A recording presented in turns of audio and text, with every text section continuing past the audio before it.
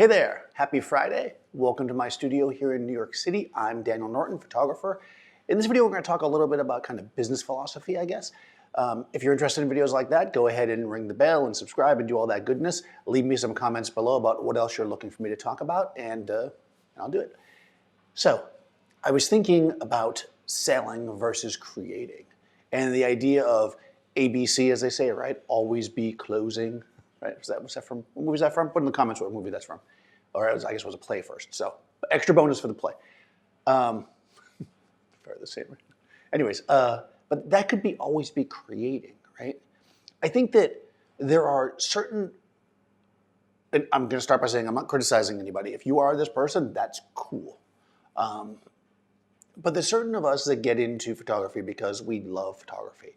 And we do photography and we might make money from it, hopefully, if that's our goal, to have a business.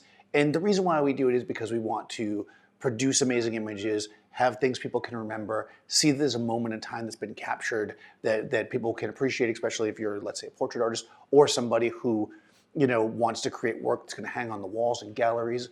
Even if you're a commercial photographer shooting product, you want to help some other business succeed by using your talent, your creative talent to do this. And there's some people that get into business for themselves, it's even photographers that just do it for the money. And these people are oftentimes successful, on some level, in a way that's different than success from somebody who's doing it for the love of it. And I guess I want to talk a little bit about that. So again, a little philosophy. I remember when I first started shooting, I had a job, I think I probably told this before, but I quit my job and I moved to Miami Beach because that seemed like the fashion capital at the time, although it quickly faded, but that's a whole other story. And some of the first photographers I talked to, when I told them kind of what I was doing, the job I had and all this other stuff before I left, they basically said, call them back and see if you could get your job back. The photography is not an industry where you are going to be guaranteed to have a paycheck. It's not an industry where you're going to be able to necessarily make a living. It's not an industry that many people last in. And it's very, very difficult. And I said, well, I just love photography. And even if, as long as I am not destitute, as long as I can have some food on my plate, have some hope of something, I will shoot. And that was the right attitude, right? That's the test, right? Would you do this? That old question. If you didn't have to do it, if you had $1 million, would you still do photography? Would you still do it commercially? Would you still do the thing you're doing? And if not, then maybe you got to rethink what you're doing, right? Because if it's not something you just love to do, what's going to happen is during those times where the money's not coming in, during those times where it's really tough, it's going to be hard to push forward. Pushing forward and getting through the rough times is something that we always have to deal with when we're small businesses. No matter what, no matter how successful you are, you might have a very successful wedding business, and then, we see what's happened, right? When coronavirus hit, a lot of wedding photographers, were shocked and hit by it because clearly they couldn't, for a number of months, they couldn't work, right? Many of them may have gone out of business, and maybe if you're one of those people, they may have been terrible. Some shifted their business, some decided to share their knowledge and start YouTube channels. There's probably a lot of YouTube channels were started over the pandemic. Some decided to just do something else. Some had enough of a nest egg to kind of hold out and move forward. Some had big enough names that once the weddings were able to be shot again, they were able to just do it.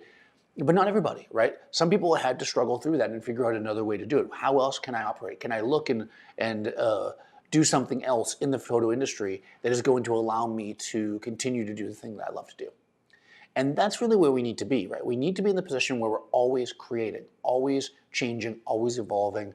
Because if we don't, then what's going to happen is eventually it will catch up to us. No matter how successful you are doing your thing that you do, this very specific technique that you think is the thing that got you popularity, and maybe it is the thing, soon enough, everybody will be doing it. Soon enough, that won't be the thing anymore. Soon enough, you'll need to be doing something else. So you've got to always be creating. You've got to always be moving forward. And if you don't just love photography, if you're not doing it for the love, then it's going to be hard to do that, right? When you're like, oh, I got my paycheck coming in and I can just take these pictures each day and I'm doing my thing, and then all of a sudden nobody wants that anymore. If you don't love photography and you haven't been growing and creating and changing, next thing you know, you've got no clients, right? So always be creating, always be shooting. One thing that we always do when we're shooting like a catalog, like a fashion catalog, I always test shot with models after the fact, always test shot with them, after the fact, meaning like right on the same day if we had time. always tried different things with the client, always got the information of the models if they were good, went to their agency and got them to do some test shoots after the fact, kept building, kept creating, kept growing. And that's how we meet people. That's how we create different things. That's how we discover. And if you are in a situation where you can't do the thing, let's say that you are a portrait artist and you want to make portraits, but you can't because maybe you're restricted because of the COVID right now or some other reason, find something else to work on. Do something else. If you truly love photography, find another aspect of the photography that you can work on, whether it's be editing and the images that you've already shot and becoming a better artist at Photoshop or something like that, or creating videos, or shooting product, or teaching people on some other way, like making a YouTube channel, right? Do these other things because the more you're adding and changing and evolving, the more you're giving back, in a sense, to the community and to the art, the more you will get out of it. Let me know what you guys think. Kind of a random thought, but one I was thinking anyway, so I thought I'd bring it out, and I'll see you next time.